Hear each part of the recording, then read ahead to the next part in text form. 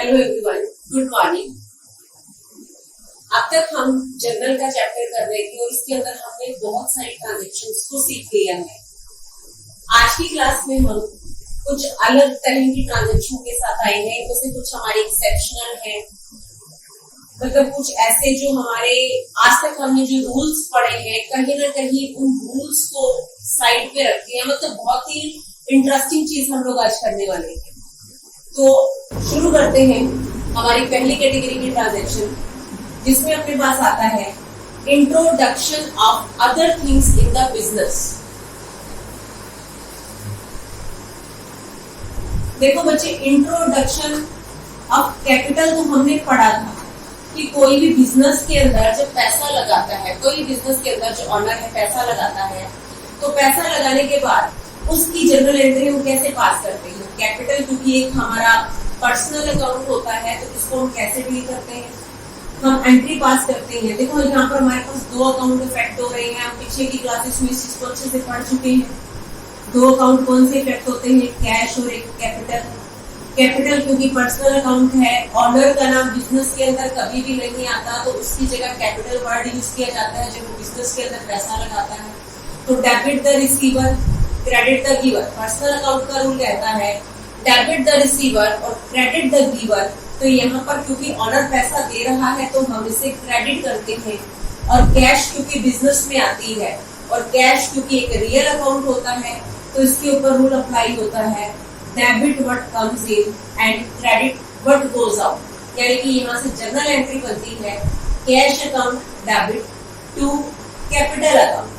अब कई बार बिजनेस के अंदर ऐसा होता है कि जो ऑनर है वो बिजनेस में पैसा तो लगा रहा है, इंट्रोडक्शन बिजनेस के अंदर कैश की तो हो ही रही है, लेकिन उसके पास कुछ ऐसी प्रॉपर्टी भी रखी है जिनको वो बिजनेस के अंदर यूज कर सकता है। अब जैसे मान लो घर का कोई फर्नीचर है, पुराना हो जाता है, ऑनर सोचता है कि क्यों ना हम उस बिजनेस को बिजनेस के काम के लिए उसे यूज कर लिया जाए। घर के लिए हम नया परचेज कर लेंगे, घर का फर्नीचर अभी अच्छी कंडीशन में है, इसको हम बिजनेस में यूज कर लेते हैं। तो यानी कि बिजनेस के अंदर पैसा लगाने के साथ साथ जो ऑनर है और भी बहुत सारी चीजें, कुछ अदर गुड्स बिजनेस के अंदर ला सकता है। तो यानी कि इंट्रोडक्शन ऑफ कैश के लिए तो हमने एंट्री पढ़ी अब तक cash account debit to capital account, लेकिन अगर कैश को छोड़कर introduction of cash and other things, तो इस केस के अंदर हम क्या करेंगे। अब जैसे मान लो कोई ट्रांजैक्शन लेते हैं एग्जांपल के तौर पर, Ram introduce cash ₹1 lakh,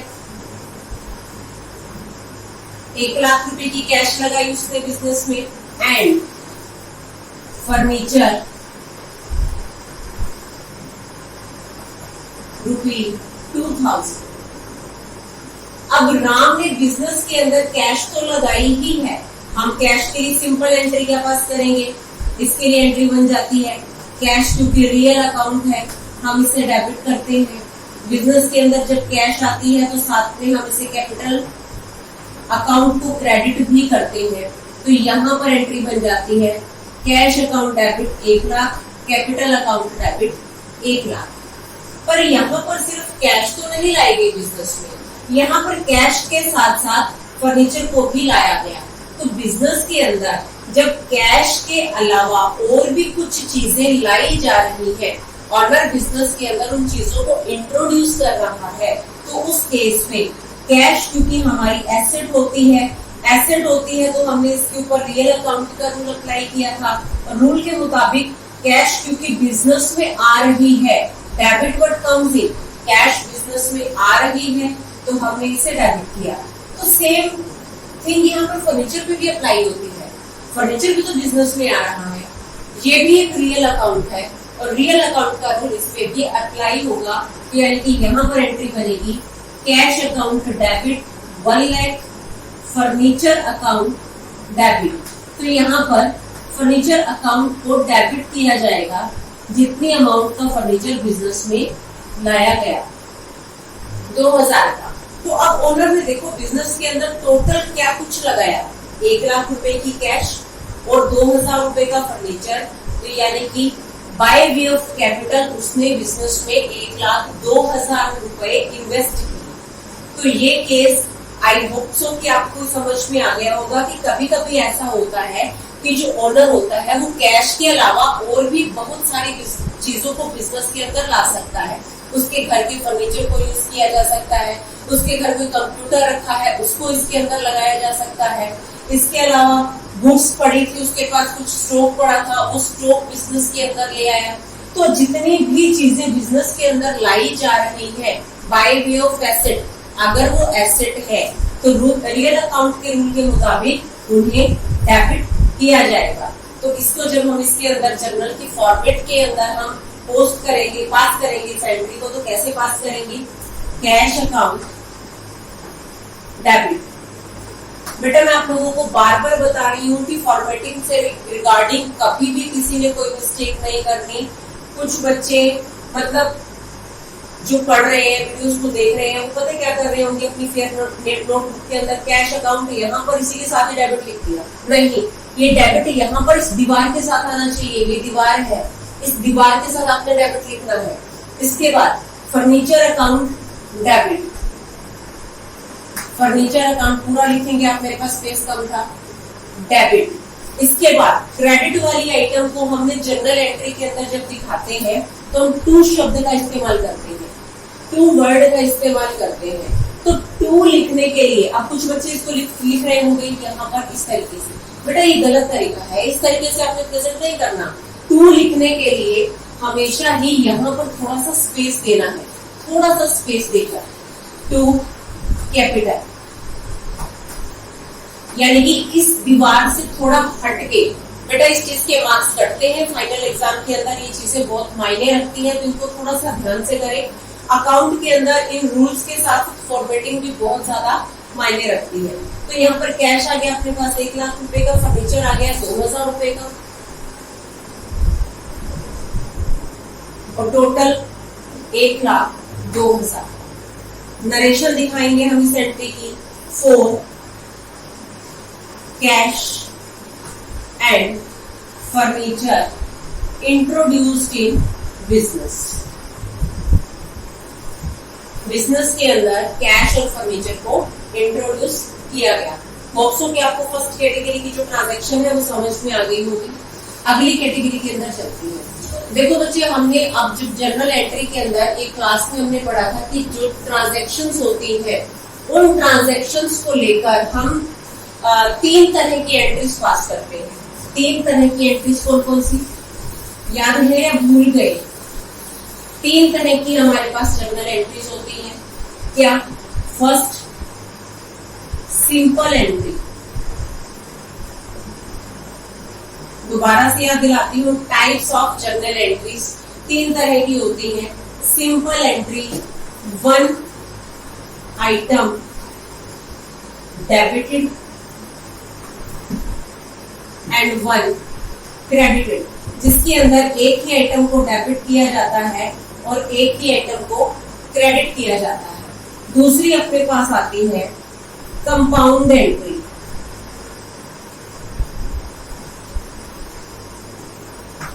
compound entry ऐसी एंट्री जिसके अंदर देखो केसेस बन सकते हैं, 1 डेबिट प्लस मोर देन 1 लिख दें, 1 debit plus more than 1 credit. या तो ये केस बन सकता है, या मोर देन 1 डेबिट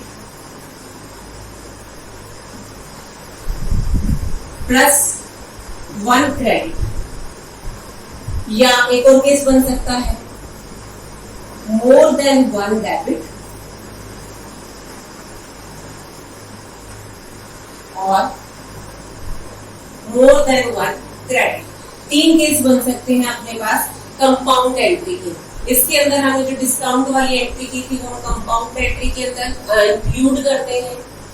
तीसरी हमारे पास एक और एंट्री होती है, वैसे तो कुछ कंपाउंड एंट्री एक वर्ड और जर्नल एंट्री के अंदर इस्तेमाल करते हैं कंपोजिट एंट्री।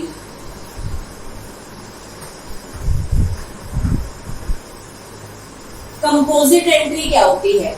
जब दो ट्रांजैक्शंस को मिलाकर एक जर्नल एंट्री बना दी जाती है तो उसे हम कंपोजिट एंट्री कहते हैं। दो ट्रांजैक्शन कैसे? एग्जांपल लेते हैं, जैसे मान लो हमने 10 अप्रैल को इंश्योरेंस की पेमेंट की 1000 की, 10 अप्रैल को ही हमने रेंट पे किया 1000 रुपए का। अब ये ट्रांजैक्शंस तो अलग अलग है, लेकिन इनको हम एक ही जर्नल एंट्री, क्योंकि सेम डेट की है तो एक ही जर्नल एंट्री से हम इसे दिखा सकते हैं। Insurance account debit 1000, rent account debit 1000 to cash account, हम इसको इस तरीके से दिखा सकते हैं। अब अकाउंटिंग के अंदर कंपाउंड एंट्री और कंपोजिट एंट्री दोनों को देखो, बेसिकली तो इनके बीच में डिफरेंस ये होता है, लेकिन जनरली जो कंपाउंड एंट्री और जो कंपोजिट एंट्री है इनको एक ही मान लिया जाता है, क्योंकि दोनों ही केसेस के अंदर ये कंडीशन अप्लाई हो रही है। क्योंकि जब हम इसकी जनरल एंट्री पास करेंगे तो क्या लिखेंगे? Insurance account debit, rent account debit to cash, हम इसकी जनरल एंट्री ये पास करेंगे। यानी कि एक टाइम एक से ज्यादा आइटम डेबिट हो रही है और एक से ज्यादा आइटम डेबिट होती है तो वो इसके अंदर कवर होती है, तो कंपोजिट एंट्री को ही कंपाउंड एंट्री का नाम दे दिया जाता है।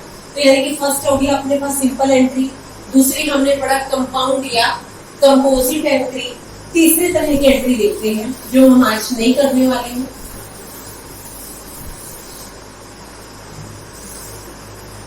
That is opening entry.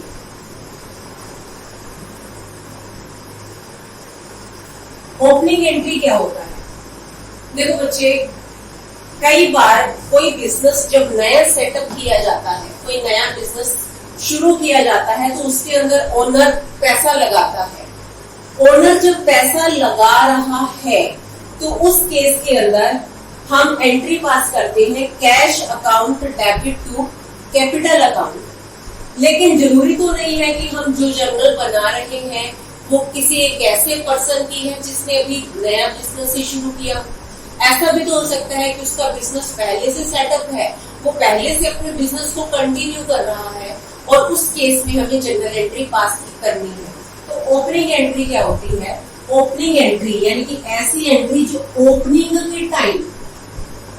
के टाइम पास की जाती है। ओपनिंग किसकी? Opening of year, beginning of year, जो साल के शुरुआत में पास की जाती है उसको हम ओपनिंग एंट्री का नाम देते हैं। दोबारा से रिपीट करती हूँ, ऐसी जर्नल एंट्री जो पिछले साल के बैलेंसेस को आगे लाने के लिए साल की शुरुआत में पास की जाती है, वो ओपनिंग एंट्री कहलाती है।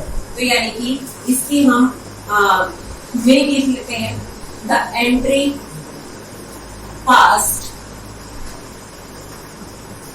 टू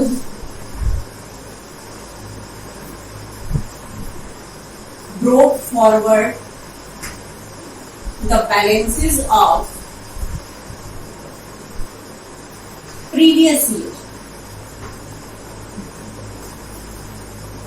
पिछले साल के बैलेंसेस को आगे लाने के लिए जो एंट्री पास की जाती है उसे हम ओपनिंग एंट्री कहते हैं। अब साल की शुरुआत कब होती है? आप लोगों ने फाइनेंशियल ईयर शब्द सुना होगा। फाइनेंशियल ईयर हम बहुत बार पढ़ते हैं, सुनते हैं। देखो बेटा, हमारे पास एक नया एक्ट आया है। अभी वैसे हम एक्ट के बारे में अच्छे से नहीं समझ पाएंगे, बट स्टिल एक छोटा सा ओवरव्यू देती हूँ। Company act 2013। वैसे तो एक्ट हम आज तक 10th क्लास से आए हैं, बहुत अच्छे तरह से हम इस शब्द से वाकिफ होंगे कि एक्ट क्या होता है। हमने कंज्यूमर प्रोटेक्शन एक्ट पढ़ा होगा, सेल्स ऑफ गुड्स एक्ट पढ़ा होगा, और भी जो ये होते हैं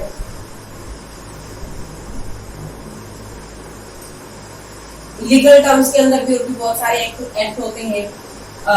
रोडवेज से रिलेटेड जो होते हैं, मतलब जो एक्ट है वो हमने पढ़े होंगे।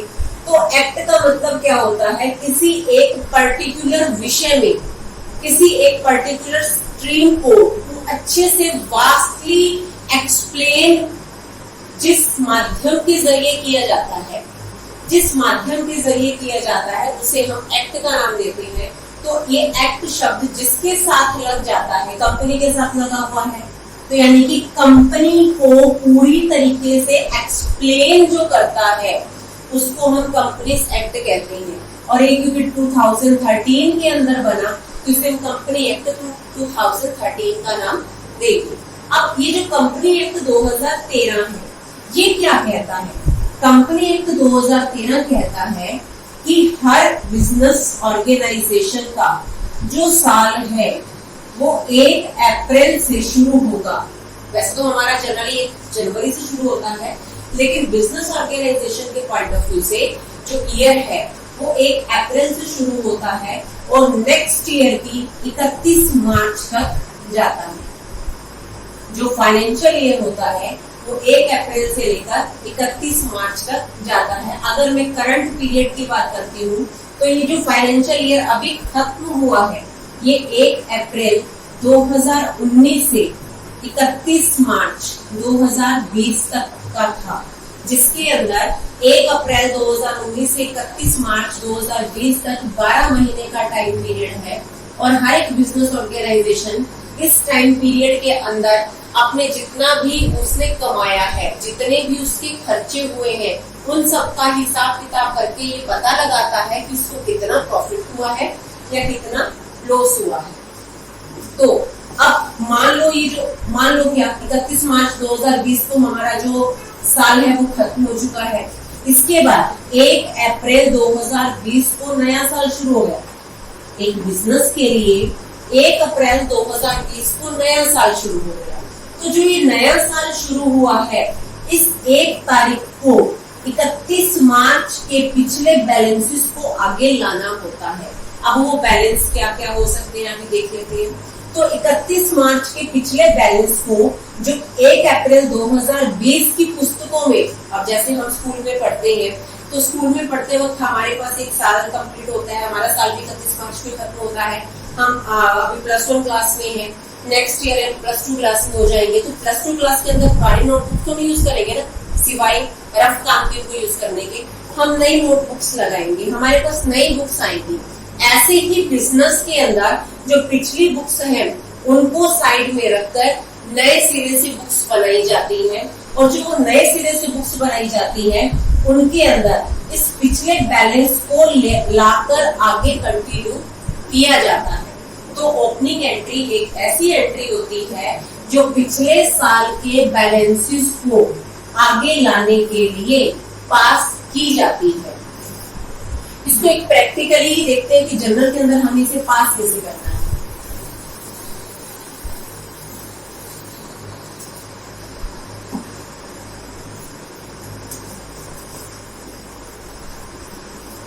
हमें कुछ ओपनिंग बैलेंसेस दिए हुए हैं। ओपनिंग बैलेंसेस कहने का मतलब क्या है कि ये 1 अप्रैल के बैलेंस हमको दिए हुए हैं। ओपनिंग बैलेंसेस क्या है? स्टॉक है अपने पास 2000 रुपए का, कैश है 10,000 की, डेटर्स है 2,000 की, machinery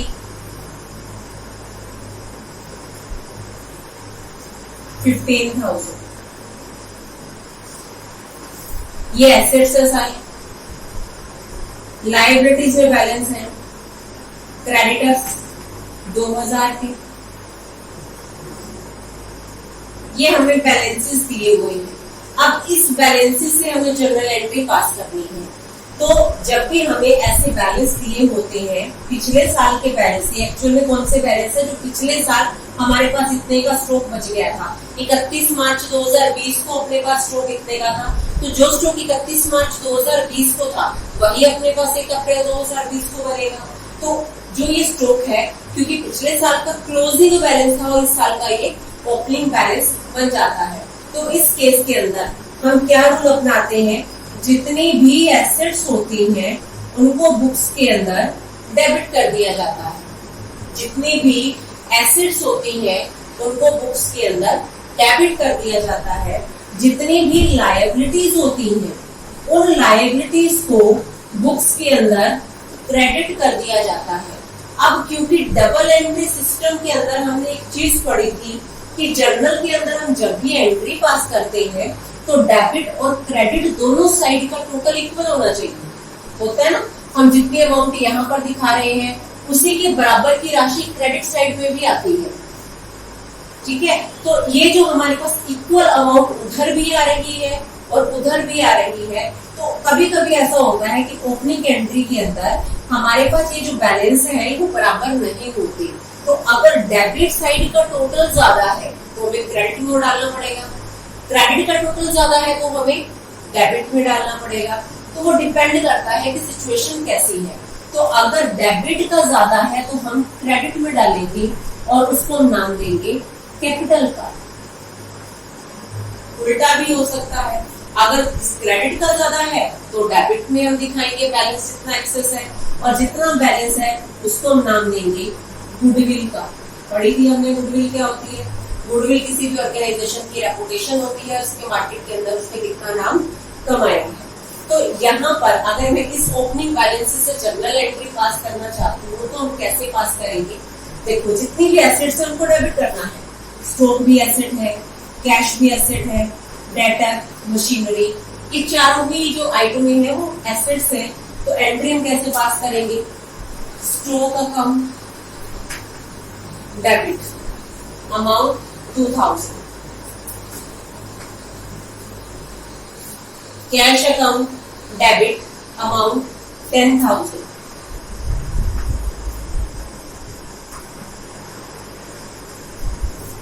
debtor account debit 2000,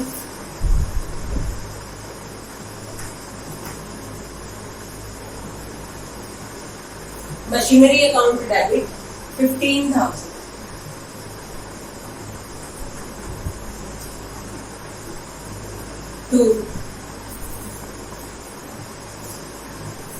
creditor अपने पास एक ही आइटम है, क्रेडिटर्स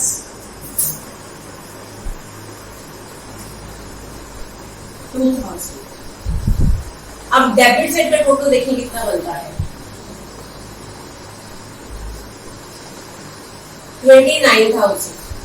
डेबिट साइड का टोटल बनता है 29,000 का और क्रेडिट का टोटल बनता है 2,000 का। तो 27 का बैलेंस बचता है। उस 27,000 के बैलेंस को हम यहाँ पर दिखाएंगे टू कैपिटल का नाम देंगे और ब्रैकेट में BF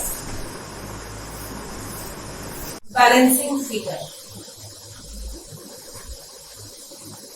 बैलेंसिंग फिगर यानी कि ऐसी अमाउंट जो इस ट्रांजैक्शन को बैलेंस करने के लिए यूज की गई। तो हमने क्या किया, इस टोटल में से इस अमाउंट को माइनस किया और जो बैलेंस आया उसको हमने क्रेडिट दिखा दिया। अब सपोज इसी ट्रांजैक्शन के अंदर हमें क्रेडिट साइड का टोटल ज्यादा दिया हुआ है। यहां पर हमें दिया हुआ है कैपिटल 29,000, कैपिटल हमें ऑलरेडी से दे रखी है 29,000 की। तो इस एंट्री को कैसे पास करेंगे। देखो, डेबिट साइड में एंड पे वही रहेंगे, जितने भी एसेट्स हैं उनको डेबिट कर दिया हमने। स्टॉक, कैश, डेटर, मशीनरी, इन सबको हमने डेबिट कर दिया। क्रेडिटर और कैपिटल, क्रेडिटर क्योंकि हमारी लायबिलिटी होती है, कैपिटल को हम क्रेडिट करते हैं, तो यहाँ पर क्रेडिटर और कैपिटल दोनों को हमने क्रेडिट कर दिया 29,000। अब टोटल देखिए हमारे पास कितना आया। इस साइड का टोटल है 31,000 का और इस साइड का है 29,000 का। तो यानी कि बैलेंस करने के लिए डेबिट और क्रेडिट ये एक तरह के तराजू के समान है। अगर डेबिट ज्यादा है तो मुझे क्रेडिट में कुछ डालना पड़ेगा और अगर क्रेडिट ज्यादा है तो मुझे डेबिट में कुछ डालना पड़ेगा। तो यहाँ पर क्योंकि क्रेडिट ज्यादा है तो मुझे डेबिट के अंदर कुछ डालना पड़ेगा, तभी हम बैलेंस को बराबर कर सकते हैं। तो अब यहाँ पर मुझे डेबिट साइड में 2,000 रुपये और डालने हैं। नाम क्या देंगे, अभी हमने पढ़ा था थोड़ी देर पहले, गुडविल का। गुडविल अकाउंट डेबिट और इसकी नरेशन के अंदर लिखेंगे 4 ओपनिंग एंट्री पास्ट। हमने opening entry past. Opening entry I hope so कि सबको अच्छे से समझ में आ गई होगी।